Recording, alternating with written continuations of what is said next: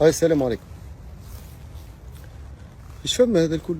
عملت باج فيسبوك هبطت فيها، التمست فيها طلب معين قانوني، انا نراه قانوني وما فيه حتى معناها حرج.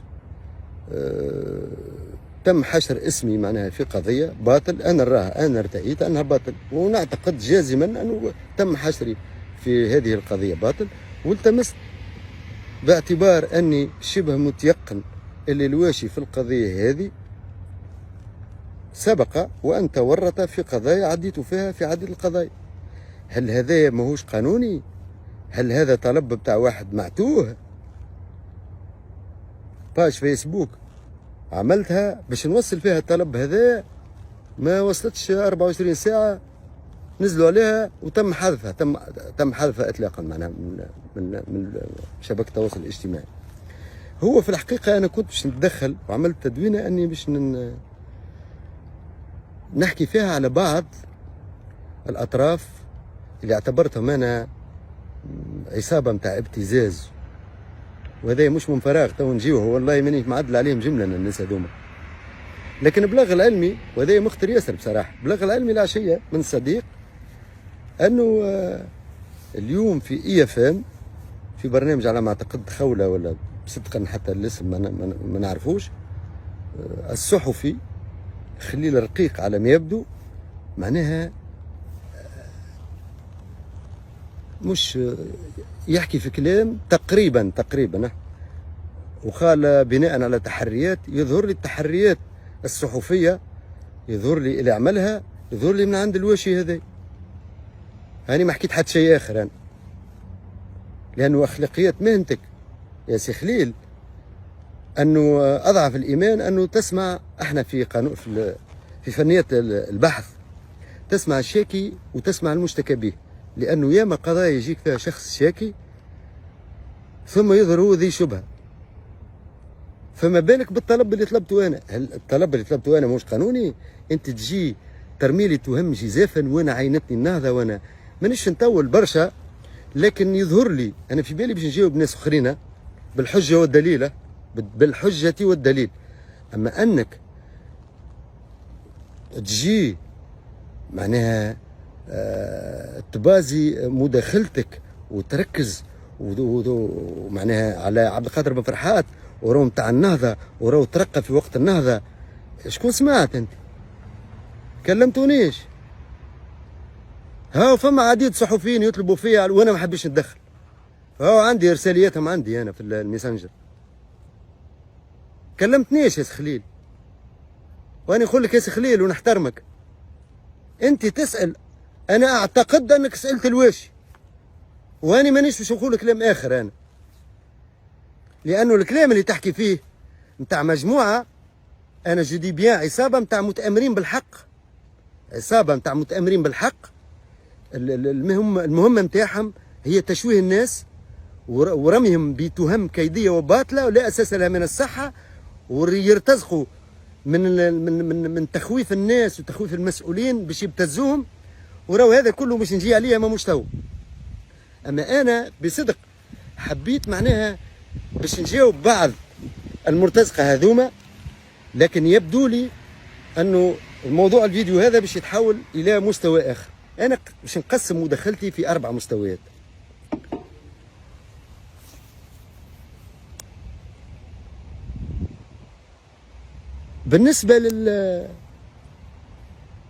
بالنسبه الفيديو، بعد الفيديو وهاو نخاطب انا الشعب التونسي الكل، شوفوا التعليقات يتعدوا على اصابع اليد، وانا سميتهم من قبل السبعه المرتزقه، ويبدو لي غالط في الحساب انا، لانه اكتشفت زوز ولا 3 جدد، فيهم واحد مزاك خرج من الحبس.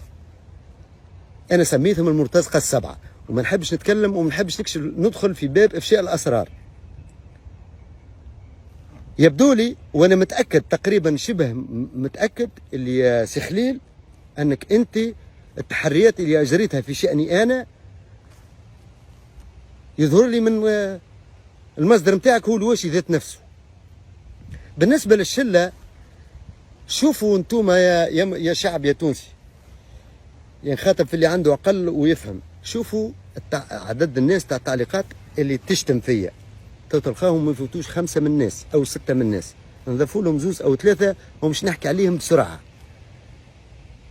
هما نفس الاطراف اللي انا لمحت لهم بالتلميح دون ما نسمي حتى شخص، وهذم الكل من ذوي السوابق كلهم ومعروفين.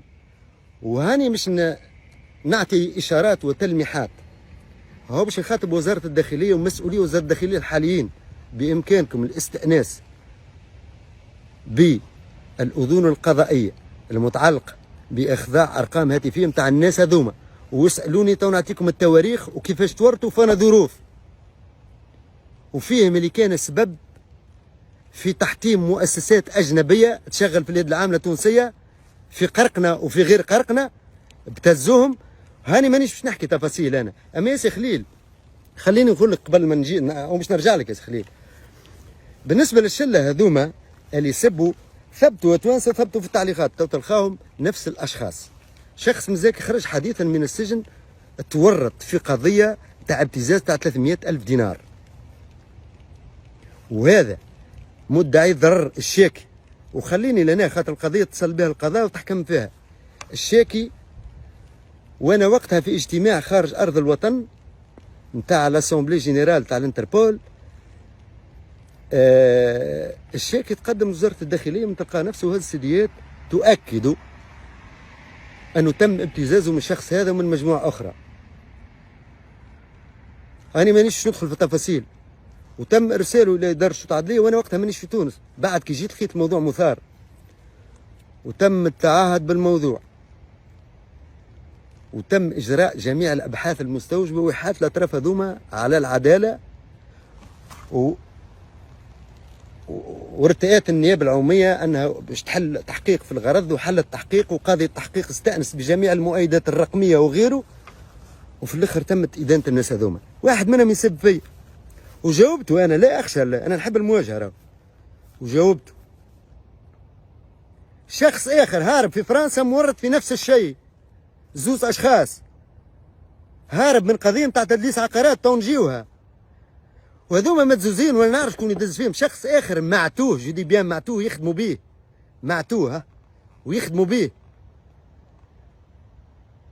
يستعمل فيه شخص يسميوه مغتصب الحسنوات يخدم بهم.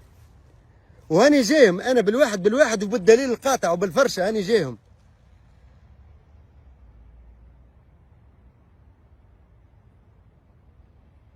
نجيو للمستوى الثالث نتاع اي اف ام.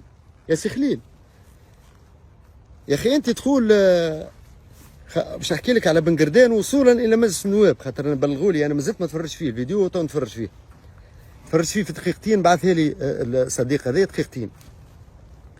المستوى الاول انت تعرف عبد القادر، او مش نجيك على القضيه ومش نحكي عليها تفصيليا القضيه راهو، خاطر هذا ما يؤكد لي انك انت متاثر وتسمع في الروايات تاع الناس هذوما الاخلاقيات المهنه، انك تسمع 2 اطراف. احنا في نهايه البحث قلت لك تسمع الشاكي والمشتكى به، الشاكي والمشتكى به، لانه ياما شاكين ويظهر انه يقدم معناها في معلومات مغلوطه باش يوهم الباحث البدايه انه المدعى عليه معناها ارتكب جريمه في حقه ويثبت العكس.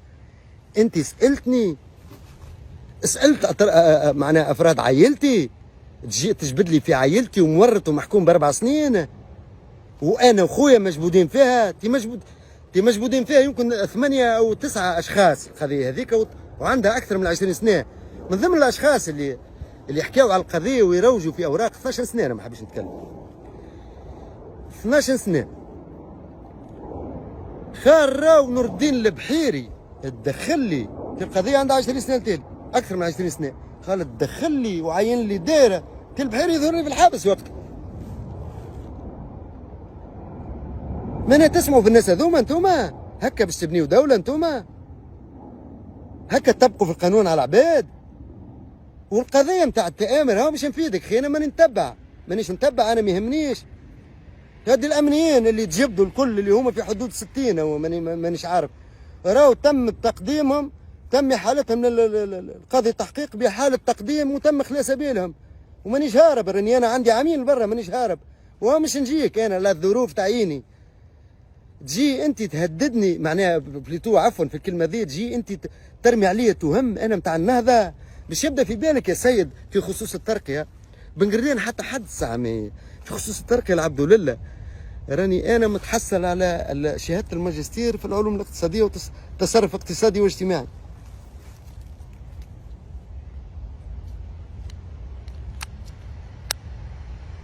وعامل مدرسة العليا لتكوين الإطارات العليا بتاع سلامبو. باش يبدا في بالك يا سيد، مرتين عامل تكوين في المؤسسة الأمنية. شكون سمعت انت؟ شكون تحريت؟ مع شكون تحريت انت؟ اثنين بن قردان باش يبدا في بالك، مش كان بن قردان وانا كي هبطت واحد الأطراف هذوما جماعة القنب الهندي هذوما يحكي خال نتفوخر انا بن قردان. تي انا الزميل اللي سبه هو اليوم يجبد فيه ونقول له انا اشرف منك. الزملاء اللي جبتهم محمد علي الفرحاتي وسامي الكلاعي وفرحان العرضاوي هذو ناس اشرف منك، خاطر نعرف انا شكون يعني الصبي انا سميته اللي يعطي فيه في المعلومات الغالطه. عنده عامين جا يخدم الحاق، انا جبته، هذه من الاخطاء اللي جبته في اطار الحاق باش نعزوا اداره الشرطه العدليه. ذر ايش علينا تو من بعد نحكيو فيها، كل واحد تو ياخذ شربه. هو يعطي فيه ويذم في زملائه. باش يبدا في بالك اللي الزميل اللي سماه هو الزميل اللي صورني وقتها النهار الاول بتاع الاحداث، اللي انا صرحت في الفيديو الاخر قلت راني موجود قبل احداث 7 مارس بنهارين، وانا قبل هذاك يا سي خليل راني مشيت للقصرين الشعامبي وسمامه نعرفهم طرف طرف. اسال الساده قضاة التحقيق، اسال عميد قضاة التحقيق، اسال وكيل الجمهوريه مش بشير العكرمي اللي قبله، الزوز اللي قبله سالوه.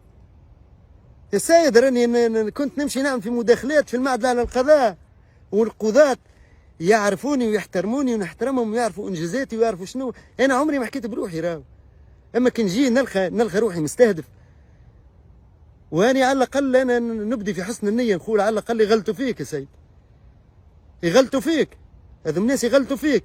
شنو احداث بن قردان؟ انا قبل بن قردان خادم القاصرين الكيف درتها تونس شليلها ومليلها، نوصل نعدي بالشر انا بعيد على صغاري وعلى عائلتي. الزميل خوتك اللي يصور الفيديو اعلانيته انا قبل ما توصل الباط اصلا، وقتها مازالوا ما وصلوش، تعزيز من تونس مازالوا ما وصلوش. عندي انا ميساجات يبعثوا لي فيهم الزملاء بعد الفيديو هذايا، يقولوا لي راهم تو نهبط منهم. الزميل اللي يصور انا تضربت عندي كعبوره في يدي، والزميل اللي يصور تضرب في كتفه ببافيره نتاع جروناد ثبتوا فيها الوحده. هذيك الدار اللي ماتوا فيها زوج زملاء نتاع الباط بعد ما جاوا الله يرحمهم، واللي زارها السيد الرئيس السابق الباجي قايد السيد الباجي قايد السدسي، هو نفس المنزل هذاك تحسنوا فيه الصباح هذاك. الزميل اللي يصور واللي هو وليد من اعز ما فما عاقبته انا وان شاء الله يسامحني، لكن من بعد حطيته في القائمه نتاع الترقيات الاستثنائيه. عاقبته لانه قلت له راهو كي تهبط فيديو راك تعرضني وتعرض عائلتي للخطر، وبالفعل هبطت مكتوب طيروه البارح في الباج اللي تفسخت واني مش نهبطه. خليته 15 يوم ما يخرجش من الاوتيل اللي نروح، لانه هو على نيته هو صور في باله كذا حاجه تبقى للذكر، لكن قلت له يا اتونسيون راهو هذايا يكشف لنا وجوهنا مع الناس هذوكم راهو ما يرحموش. وياما زملاء تغدروا بالشكل ذا. تجي تقول لي انت بتاع النهضه وفي 4 سنين اترقى، باش يبدا في بالك عندي 30 سنه عمل، عندي شهاده الماجستير في العلوم في التصرف الاقتصادي والاجتماعي، والاهم من ذلك ثبت في عقلك ما تمش تعييني وقت النهضه. راهو انا تعينت رئيس مصلحه، انا ما حكيتش على قضيه شكري بالعيد، باش يبدا في بالك اللي العبد اللي حاور فيكم توا واللي سمع فيكم انا اللي كشفت ولي الفخر، وهذا حتى حد ما ينجم يشك فيه. وفما وزراء سابقين يشهدوا بالشيء هذايا ومديرين عامون يشهدوا بالشيء هذايا. انا كشفت الاشخاص وانا شديت الاشخاص اللي فيهم مازال شكون حي لتو، باش من بعد يتم التشكيك فيه. انا عينتني النهضه، انا نتاع النهضه، باش يبدا في بالك اللي 3 مسؤولين اللي كانوا معايا واللي فيهم اللي خلطت خلوط، لانه احنا كنا زوز موجودين غادي، كنا 3 بلوتو، نوجه لهم تحيه بالمناسبه. 3 مسؤولين اللي خدموا معايا في بن قردان اللي خلطوا خلوط، فيهم شو خلط نهار الخميس، تم اسعافهم برؤساء مكاتب في البعثات الدبلوماسيه بالخارج كل، كان العبد لله. وهو باش نجيها لاني انا نعرف اصل الداء وين، وتو نجي كيفاش تم. باش يبدا في بالك انا الوحيد، باش ندخل في التفصيل، لا انا الوحيد اللي مشيت رئيس مكتب في مونريال، شكون اللي ساح لي فيه، وهي سابقه عمرها ما صارت في التاريخ، وزاره الداخليه وصلوا لقدم، ساح لي فيه السيد الرئيس الحالي. انا القرار نتاعي نظرا لخلافات مع شخص معين هو سبب الداء،